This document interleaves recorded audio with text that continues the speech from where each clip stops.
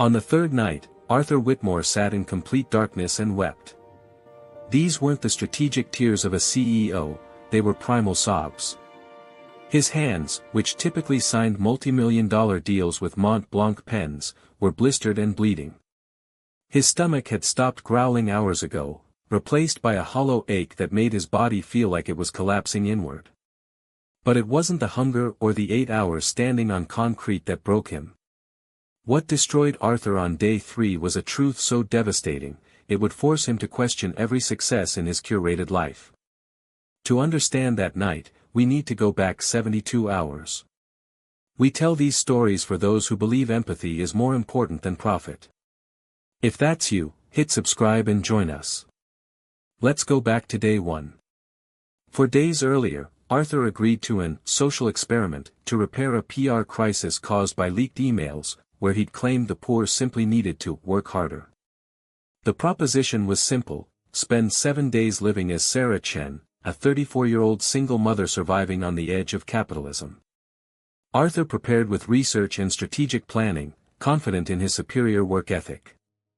Sarah had no preparation. She was too busy working 45 hours a week at a retail store for $12.50 an hour. The chasm between them was total.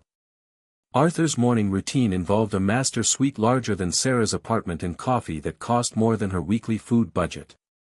Sarah's reality was a high-wire act. After rent, utilities, and medical debt, she was left with $75 a month for everything else. Her checking account held exactly $5.17. The swap began at 6 a.m. on Monday.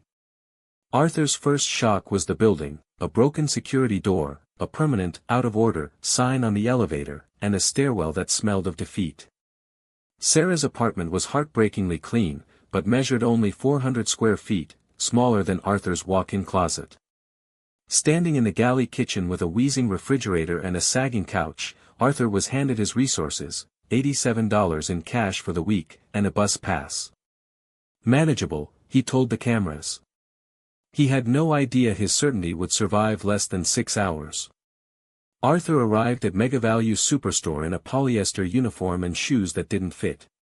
He assumed his executive intelligence would make the register simple, but he was instantly overwhelmed by scanning angles, payment protocols, and shoplifting monitors, all while standing. By hour 3, his back and knees were in agony. But the physical pain was merely the opening act. The real assault was being disposable. Customers conducted loud phone calls while he scanned. They snapped at him over coupons and treated him like a minor obstacle in their day. By his break, Arthur was shaking. He sat in a windowless room watching his co-workers eat from plastic containers, their eyes displaying a flatness he finally understood. This wasn't just exhaustion, it was a life with no visible horizon of change. At 9:30 p.m., Arthur clocked out. He had earned $100 before taxes, approximately $73 in reality. He limped to the bus stop and waited 17 minutes for a late bus. A delay that represented 17 more minutes of standing on ruined feet. He returned to the apartment after nearly 12 hours away, too exhausted to even boil water for pasta. He ate bread and cheese. Drank tap water from a cracked glass. And collapsed onto the sagging couch. Sleep came immediately, but not rest. Arthur's education was about to take a turn that none of us saw coming. If you're ready for the truth of day 3, hit the like button so more people can see this reality. Let's look at the moment everything changed. Arthur woke at 6:15 a.m. to the digital shriek of a $15 alarm clock. His body responded with pure agony, his lower back had become a landscape of sharp pain, and his feet felt as if they had been beaten with hammers. He stumbled to the bathroom, confronting a reflection that looked a decade older than the man who had started this experiment 48 hours ago. Today was Sarah's day off, but for a single mother, there is no such thing. The production team left him a list of errands and a reminder: he had $87 for the week, and 12 of that was already spoken for to cover Emma's school field trip. Simple enough, Arthur thought. He had managed billion-dollar budgets, surely he could manage $87. But that confidence vanished the moment he stepped in to save more groceries. The store lacked the soft music and artful displays of his usual markets. Here, the floors were sticky, and the fluorescent lights hummed with a depressing buzz. Arthur had prepared a shopping list based on national averages, but he hadn't accounted for the inflation tax on low-income neighborhoods. The eggs he'd budgeted at $3.50 were $4.89. The chicken was $6.99 a pound, not $4.99. In the produce aisle, Arthur stood frozen, performing rapid mental math. 4 apples weighed £1.5 pounds, nearly $4. To give Emma an apple every day, he needed 7, but 7 apples would cost over $6. He put 2 back. Emma would have to go without for part of the week. He bought the cheapest bread, a chemical-laden loaf with a strange texture, and felt something die inside him as he realized nutrition in this world wasn't a choice, it was a privilege he could no longer afford. He pivoted from ground beef to canned tuna. Protein from a tin, because the fresh alternative was a mathematical impossibility. By the checkout, Arthur was $2 over his $45 grocery budget. To make the math work, he made a silent trade. He would walk 4 miles to the electricity office instead of taking the bus. Carrying 40 pounds of groceries, his hands went numb as the plastic handles cut into his fingers. By the 3rd mile, he sat on a bench, not to wait for a bus, but because his body simply refused to move. An older man sat beside him, also carrying heavy bags. They didn't speak, but the silence held a shared recognition of being used as unpaid pack animals because poverty makes a $2.50 bus fare a life-or-death decision. Back at the apartment, the sparse refrigerator looked claustrophobic. The food wasn't a meal, it was fuel. But the afternoon held more absurdity. At the pharmacy, Arthur went to pick up Sarah's thyroid medication. The copay was $15, but the pharmacist informed him that if he paid cash instead of using insurance, it was only $12. Arthur stared at her, stunned that using insurance actually cost more. The logic was backwards, designed to extract every possible cent from those with the least.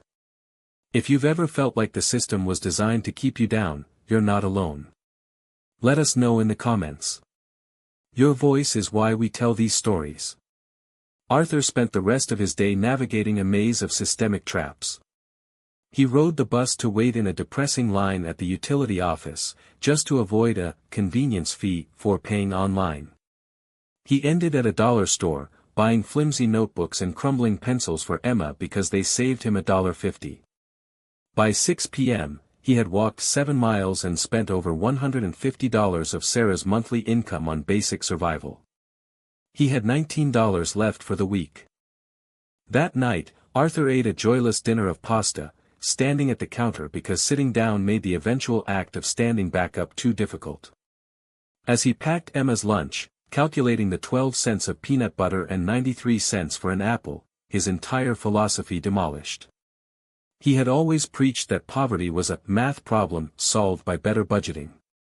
Now he saw the truth: Sarah's life was a rigged maze. The bank charged fees for low balances. The apartment charged late fees higher than the rent increase. Every system was optimized to punish her for not having enough. Arthur sat in the dark to save on power, feeling the foundations of his world crack. But the moment that would break him completely was still hours away. Morning arrived with the same harsh alarm and screaming muscles. Arthur moved slowly now, bargaining with his body for cooperation. Today was another shift at Mega Value, but first, he had to face Sarah's reality at Riverside Elementary. The school looked tired. Cracked asphalt, peeling paint, and a playground from a previous decade. The meeting with Emma's teacher, Mrs. Patterson, lasted only 12 minutes, but it dismantled another layer of Arthur's worldview. Emma had been acting out. While Arthur tried to explain the social experiment like a CEO solving a glitch, the teacher cut through the jargon. She described a 7-year-old carrying adult stress, a child hoarding food in her backpack, falling asleep in class because she stayed up late just to see her mother, and crying over school fundraisers she knew they couldn't afford. The problem isn't Sarah's parenting, Mrs. Patterson said firmly. Arthur sat in a child-sized chair, his knees touching his chin. The problem is a society where a mother working 2 jobs still can't provide stability. Arthur walked through the hallways in a daze, past hopeful children's artwork, realizing these kids were already fighting battles they didn't yet understand. He arrived at his shift at Mega Value early, his body settled into a persistent ache that was now his baseline. At 4:17 p.m., a woman in healthcare scrubs approached his register with 2 quiet children and a cart of essentials, rice, beans, and peanut butter. Her total came to $67.43. She handed him 3 wrinkled 20s and a stack of carefully clipped coupons, bringing the total to $62.68. When she swiped her card, the screen flashed, insufficient funds. Her face drained of color as she checked her phone, realizing a $35 overdraft fee from the previous week had just hit her account. The line behind her grew impatient as she began the soul-crushing task of putting items back. "The meat," she whispered. "We don't need the meat." Then the fresh milk. Then the apples. Her little girl began to whimper, but the woman just shook her head. "Not today, baby." By the time the card finally went through, the cart was stripped of every small joy. The cookies. The juice. The fresh fruit. As she walked away, Arthur saw her shoulders shake with body-shaking sobs. When her son asked why she was sad, she could only manage, "I'm sorry, baby. Mommy's just tired." But she wasn't tired. She was broken. If you believe no parent should have to choose between their dignity and their child's dinner, hit the like button. It helps these stories reach the people who need to see them. Now, let's see the final straw for Arthur. Arthur's hands moved automatically through the rest of the shift, but his mind stayed on that woman. She was responsible and employed in a job society claimed to value, yet a single $35 fee, the cost of a casual lunch in Arthur's old life, was the difference between her children eating meat or eating pasta with butter for a week. He finished his shift in a trance. He no longer felt the pain in his feet, only a cold, heavy weight in his gut. He rode the bus home, looking at the exhausted faces around him and wondering how many were 1 fee away from collapse. When he finally let himself into Sarah's dark apartment, he didn't turn on the lights. He didn't want to see the budget, or his own reflection. He just sat on the sagging couch, let the silence press in on him, and did the only thing he had left. He wept. It wasn't about working harder. The woman at his register worked. Sarah worked 2 jobs. The system wasn't designed to reward their exhaustion, it was designed to extract maximum value from them, and punish them with fees the moment they faltered. Arthur realized that every advantage he'd ever had, the stable childhood, the college fund, the safety net, had been invisible to him. He'd mistaken a tilted playing field for his own inherent superiority. It takes a lot of courage to admit when your entire worldview is wrong. If you think more leaders need this perspective shift, hit the subscribe button. Arthur sat in the dark and cried. He cried for the mother putting back groceries. For Emma hoarding food. And for Sarah, sleeping on a couch so her daughter could have a bed. He cried for the decades he'd spent defending a system that ground people into dust and called it opportunity. For the first time in his meticulously optimized life, he had no idea what to do with what he'd learned. He didn't sleep. He lay listening to the building creak and the pipes groan, the sounds of hundreds of individual struggles playing out in identical apartments. He replayed the moment at the register over and over, the woman's shaking hands, and the way she apologized to her son, as if her poverty were a moral failure rather than a systemic inevitability. By the time the alarm shrieked at 6:15 a.m., his body had stopped sending individual pain signals and merged them into one message: stop. But stopping wasn't an option. Millions of people didn't get to stop just because their bodies were screaming for mercy. Arthur moved like an automaton through his routine, preparing a breakfast that was fuel, nothing more. Today was supposed to be Sarah's second job at a commercial laundry facility. But the production team had deemed it too dangerous for him. A bitter irony, considering it was Sarah's daily reality. Instead, he was left to Sarah's day-off routine. He scrubbed the bathroom and mopped the floors with a desperate intensity, realizing that cleanliness was one of the few dignities poverty hadn't stolen from her. By 10 a.m., he had run out of tasks. The apartment fell silent. And for the first time in his life, Arthur had no way to distract himself from his own thoughts. The silence is heavy. But what Arthur finds next changes the mission entirely. Arthur knelt beside the bed to straighten a blanket. And that's when he saw it. A cardboard box, pushed far under the bed, hidden in shadow. He pulled it out. Inside were folders, organized with meticulous care. The first folder, medical bills. Thousands of dollars from an emergency appendectomy that had saved Sarah's life, and sentenced her to years of debt. He saw notations in Sarah's handwriting, $50 monthly payments against a principal that never seemed to decrease. The second, eviction notices. Old ones. Moments where Sarah had stood on the edge of homelessness and somehow pulled herself back. The third, Emma's school records. Report cards with excellent grades. Award certificates for reading. A child thriving, despite a system designed to make her fail. The fourth, correspondence with Emma's father. A stack of returned letters. Each one asking for help. Each one ignored. The final letter was from a lawyer, without a forwarding address, we cannot compel payment. I'm sorry. And then, at the bottom of the box, Arthur found a black and white composition notebook. Sometimes, the greatest stories aren't told in boardrooms, but in the small, silent sacrifices of a parent. If you've ever had someone sacrifice for you, hit the subscribe button in their honor. Because what Arthur was about to read was a record of total self-erasure. Arthur opened the notebook and found a ledger of what Sarah was willing to delete from her own life. Skipping lunch for 3 days so Emma could have a new box of crayons. Skipping dinner for a week to buy a $15 birthday gift for Emma's friend, because Sarah refused to let her daughter be the only child who showed up empty-handed. There were entries for walking miles in the rain to save a $2.50 bus fare. Entries where she documented feeling lightheaded during a shift because she traded her lunch for Emma's school snacks. Arthur's vision blurred as he realized the recurring total at the end of every line, saved, $0. She wasn't building a savings account, she was buying her daughter another day of normal.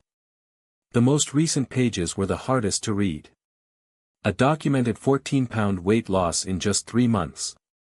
And then, the final entry, written just 3 days before the swap. Christmas soon. Emma asked for one toy. Just one. $23. I've saved $89 this month by skipping meals. I can give her Christmas and still make rent. She'll never know what it cost. She should never know. Arthur's hands shook so violently the notebook fell. This wasn't a budget. It was a martyrdom ledger. Sarah wasn't failing because she lacked personal responsibility. She was trapped in a system that demanded she choose between her own health and her child's happiness, and she chose her child, every single time. Even though it was slowly killing her. Arthur stumbled to the bathroom and vomited, his body heaving until there was nothing left. He collapsed against the cold tile, his entire system in revolt against the truth. When the physical sickness passed, the psychological devastation began. He crawled back to the living room and sat against the wall, clutching the notebook like a holy relic. His mind was fragmenting.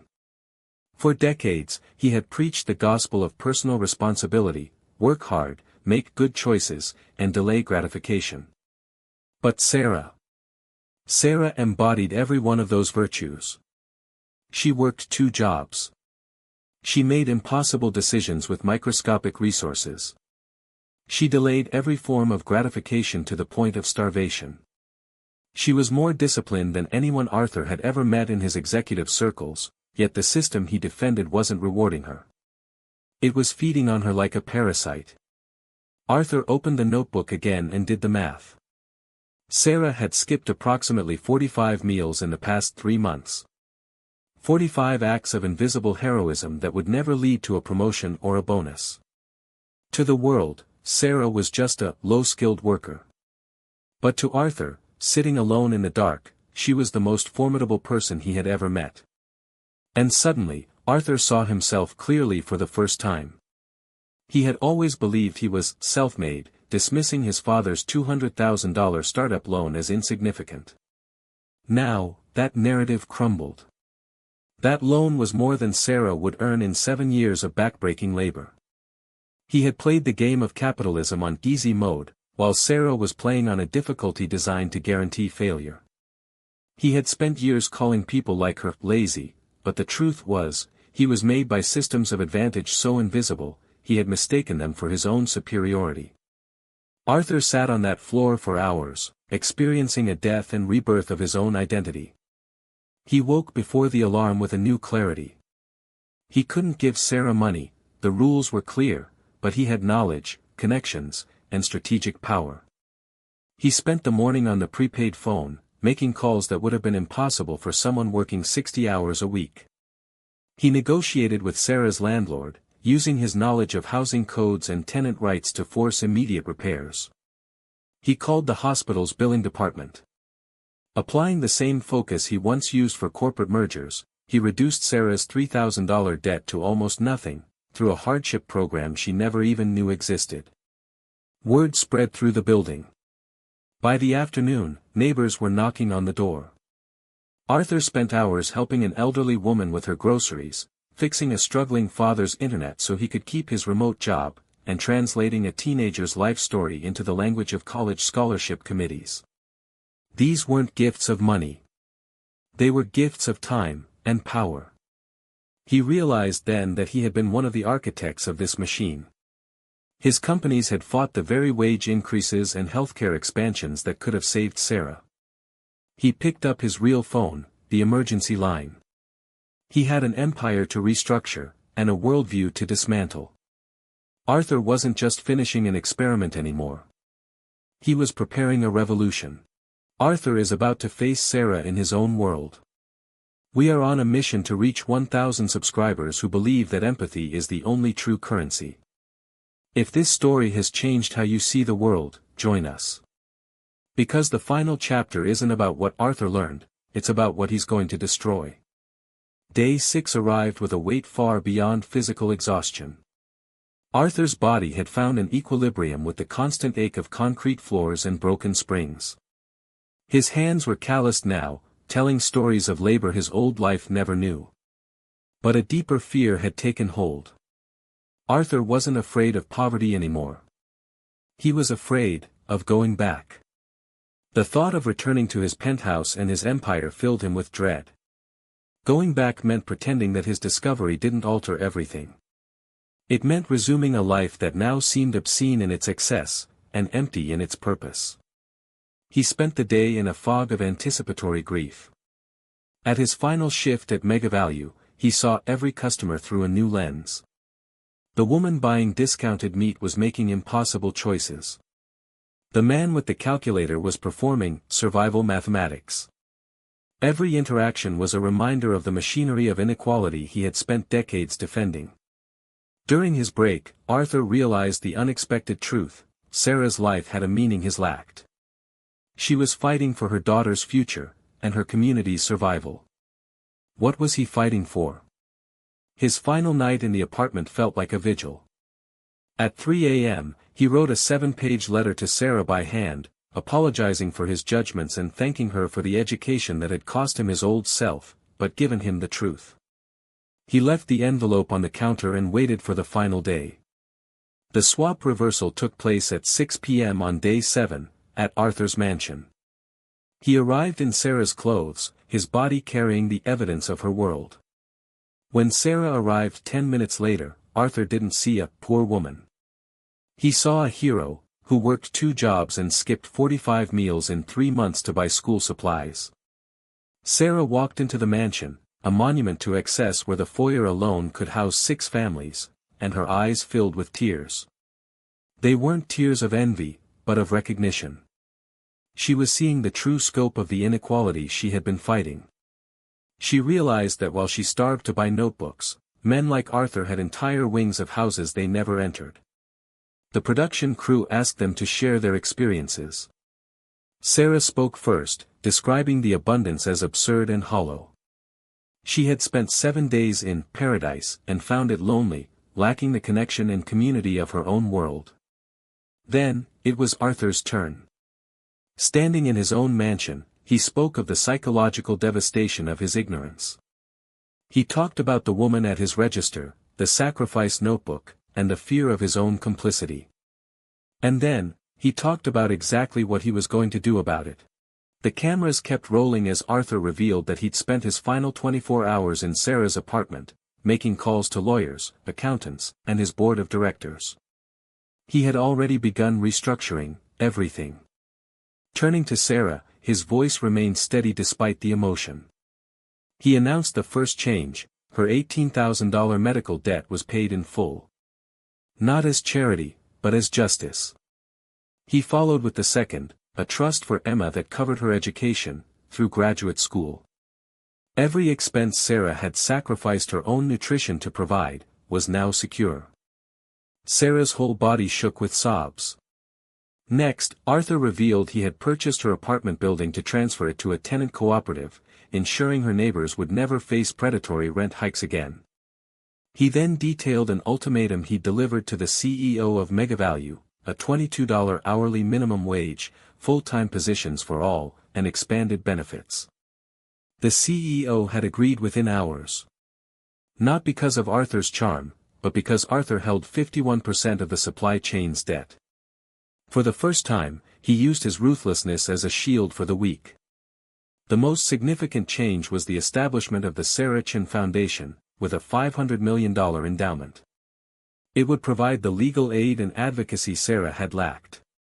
And Sarah herself would serve as executive director. Arthur then announced a complete restructuring of Whitmore Industries, a $25 minimum wage, 20% profit sharing, and full healthcare for all workers. He knew his board would sue, but he no longer cared. He had learned that you cannot earn your way into heaven, on the backs of those you've crushed into hell. Arthur looked directly into the camera. I thought I was self-made. But nobody is. We are made by the systems we inherit.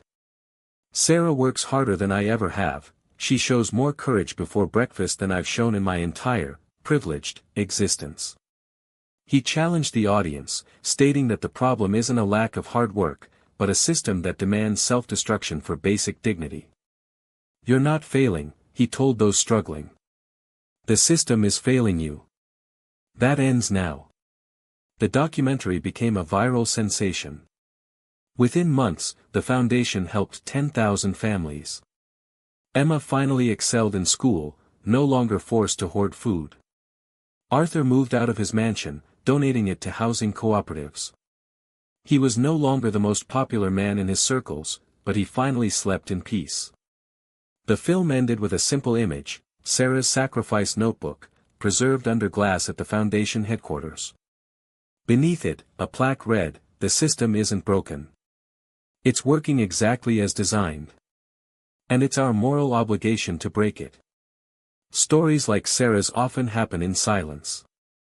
By hitting that subscribe button, you're telling the world that you refuse to look away. Thank you for choosing to look out for others. Drop a comment and tell us, what moment in Arthur's journey hit you the hardest? Let's make sure these voices are never silenced again. The system isn't broken. It's working exactly as designed. The question is, what are we going to do about it?